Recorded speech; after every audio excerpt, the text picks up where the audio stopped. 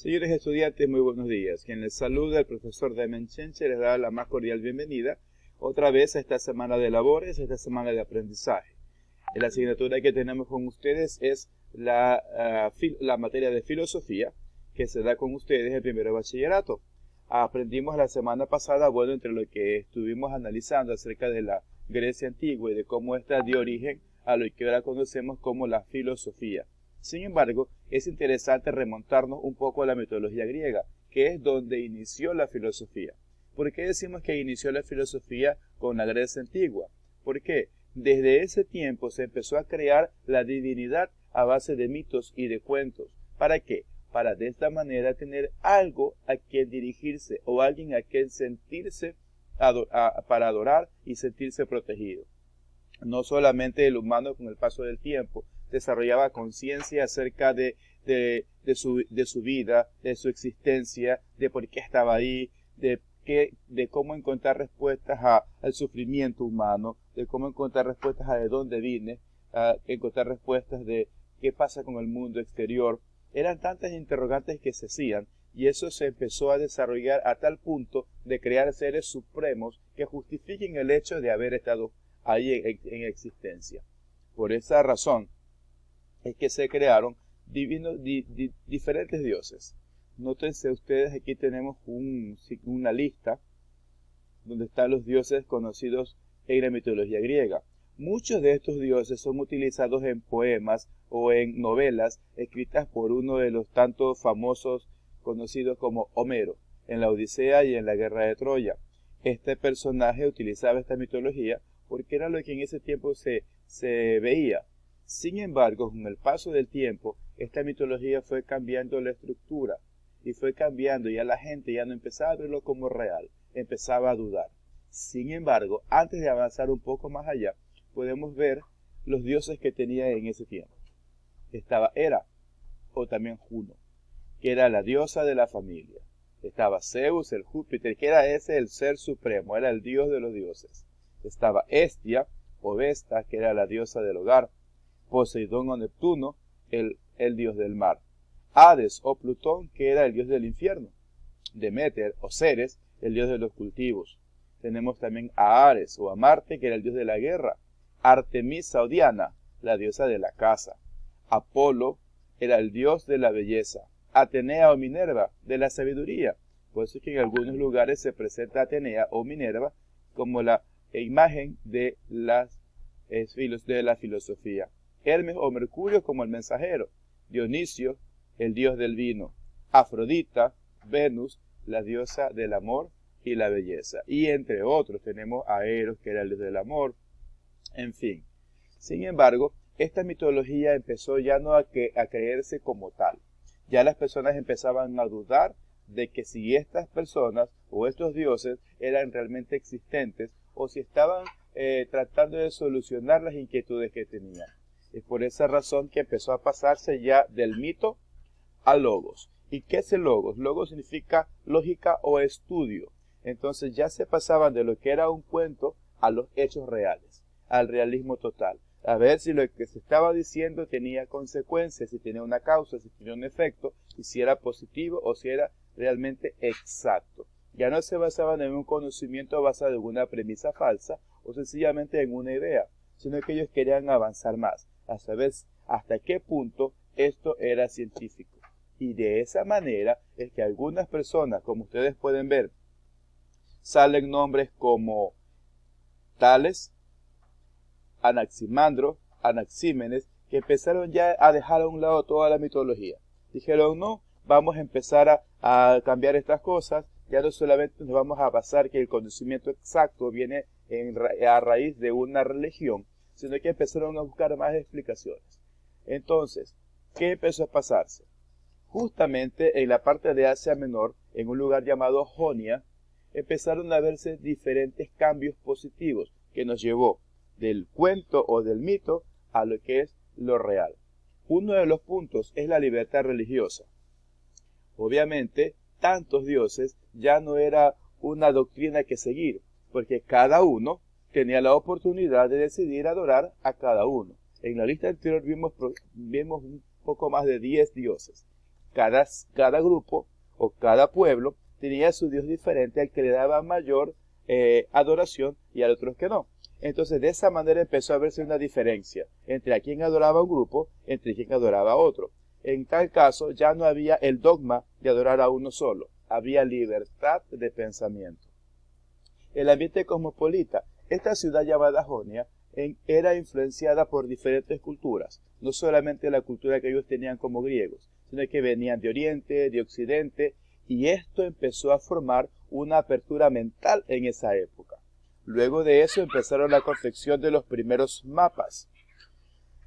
Los cartógrafos empezaron a darse cuenta de que los sitios donde por lo general se nombraban los acontecimientos que sucedían no coincidían con los mapas reales. Esta cartografía ayudó a darse cuenta de que los lugares eran ficticios o que se inventaban. En muchos de los casos podían coincidir, pero no era una regla general, lo que empezó a quitar de la mente el hecho de que si ese acontecimiento sucedió en un lugar que no existía, obviamente ese acontecimiento tampoco existía o carecería de veracidad. Luego tuvieron que elaborarse leyes. ¿Por qué? Porque obviamente los dioses que actuaban, porque uno esperaba que actúen, no actuaban de la manera correcta o no participaban o accionaban al tiempo apropiado. Era prácticamente como una súplica sin sentido, una súplica sin respuesta. En base a esto, la gente ya no obedecía, la gente ya no hacía caso a los dioses, porque el dios del trueno o el dios de la lluvia se daban cuenta que tenía cierto límite. Durante unos meses llovía y ese era el dios de la lluvia, pero no era siempre. Las personas empezaron a condicionarse y a formar caos. Por esa razón es que se crearon leyes, para de esa manera quitar los mitos y basarse en las consecuencias de los actos que cada persona tenía y apagar esas consecuencias de los actos. El ocio hizo que también personas adineradas empiecen a preocuparse por estudiar y para elaborar más ideas. Todo esto, este compendio de libertad religiosa, con la influencia de culturas que acudían en este lugar, con el descubrimiento de que había lugares que no existían en realidad, empezó a crear lo que era la filosofía. ¿Por qué? Porque la mayoría de las personas empezó a cuestionar absolutamente todo. Y eso es lo que es filosofía, la búsqueda de la verdad. Y ahí es cuando las personas empiezan a darse cuenta de si algo es verdadero o si algo es falso. De ahí que tenemos algunas definiciones. Aquí tenemos 4 definiciones de personajes importantes como Aristóteles, como Séneca, como Jacques Maritain y como Hegel. ¿Qué mencionan ellos? Para Aristóteles, la filosofía es la ciencia de las primeras causas y los primeros principios. En otras palabras, la filosofía estudia el origen de las cosas, no da lugar a pensamientos irreales. No, tiene que haber un origen. Si esto pasa, es por algo. La definición de Séneca: la filosofía es la ley del bien y del honesto vivir, y el que ha dicho que es la regla de la vida, le ha restituido su verdadero nombre. La filosofía no es una forma de vida, es una búsqueda constante de una vida mejor. Para Jacques Maritain, la filosofía es el conocimiento científico que mediante la luz natural de la razón, escúchese bien, luz natural de la razón, considera las primeras causas o las razones más elevadas de las cosas. Ya no se basa solamente en un Dios, o en una religión, o en cierto dogma, o en cierta fe. No, basa todos los conocimientos en una luz natural de la razón. Y para Hegel, la filosofía es la ciencia de lo absoluto. Totalmente, en este caso, de acuerdo, porque nada es relativo. No podemos decir que todo lo que tenemos existe en su totalidad o que es real en su totalidad hasta que lo descubrimos y encontramos una nueva verdad. Con relación a este trabajo, lo que hemos analizado hoy día, vamos a tener que hacer el siguiente taller. En este taller vamos a responder estas 2 preguntas muy interesantes. Solo 2 preguntas para este taller. Miren que hemos aprendido acerca de qué manera los dioses afectaban a las naciones en tiempos de Grecia. También hemos visto cómo se pasó de los mitos allá a la razón, a la lógica, en base a los conocimientos que las personas empezaron a tener y a los descubrimientos que se iniciaron. y obviamente para los pensamientos de muchos filósofos que empezaron a trabajar en la filosofía, a descubrir la verdad. Por esta razón, las siguientes preguntas son importantes que nos hagamos. 1. ¿Cuál es el significado etimológico del término filosofía? Ustedes van a buscar en internet o en un diccionario el significado etimológico. Etimología quiere decir de qué raíces viene.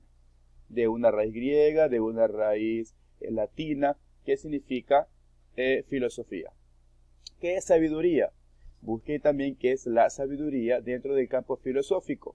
¿Qué diferencia hay entre mito y logos? Esto ya lo hemos visto, ¿verdad? La diferencia es que está entre mitos, que tiene que ver relacionado con creencias, con dogmas y con dioses, y logos, como ustedes ya como hemos analizado, en la búsqueda de una razón y de un origen para todas las cosas. La segunda pregunta es interesante. Conversa con tu familia sobre las situaciones límites planteadas. Pregúntales, ¿cuáles son las que más le preocupan? ¿Qué interrogantes le generan? ¿Puede dar respuesta a las mismas? ¿Tales preguntas influyen en su forma de pensar y actuar? ¿Cuáles son para ti situaciones de límite? Hay situaciones en las que uno sabe hasta dónde llegar y hay problemas que pueden causar. Tomemos como referencia los problemas que estamos pasando ahora con la situación de la pandemia, el COVID. No nos basemos solamente en los resultados trágicos, como la muerte de un familiar o la muerte de un ser querido. Pongámonos a pensar en la afectación que hay en el Estado, en los problemas que surgen en la economía, en los problemas que surgen en la estabilidad laboral, para ver de qué manera todo esto nos afecta. Por ejemplo, la respuesta que nos menciona aquí dice, hablando de una enfermedad. La enfermedad. Tener un familiar muy enfermo nos hace preguntarnos sobre el sentido de la vida y de las cosas que hacemos a diario. Esta situación puede llevarnos a dedicarle más tiempo a los seres queridos, a ser compasivos con los demás, ya que nos condolemos ante el sufrimiento y nos lleva a pensar que hay que aprovechar la salud para hacer cosas que nos hagan felices a nosotros mismos y a las personas que amamos. Usted va a filosofar de acuerdo a este tema de la pandemia que estamos atravesando y empezar a relacionar lo que estamos viviendo de manera filosofal. ¿De qué nos ha servido esto? ¿Para qué nos ha proporcionado? ¿Nos ha dado alguna ayuda? ¿Ha sido beneficioso? ¿Nos ha ayudado a establecer prioridades en nuestra vida y que sea el resultado de esta enfermedad? ¿O nos ha causado, por el contrario, depresión, momentos malos y tragos amargos? Esa va a ser su forma de contestar y va a ser muy respetada la forma como usted va a filosofar. Porque de hecho la filosofía es que usted tiene su verdad y que cada uno de nosotros, a nuestra verdad, sabemos cuál es.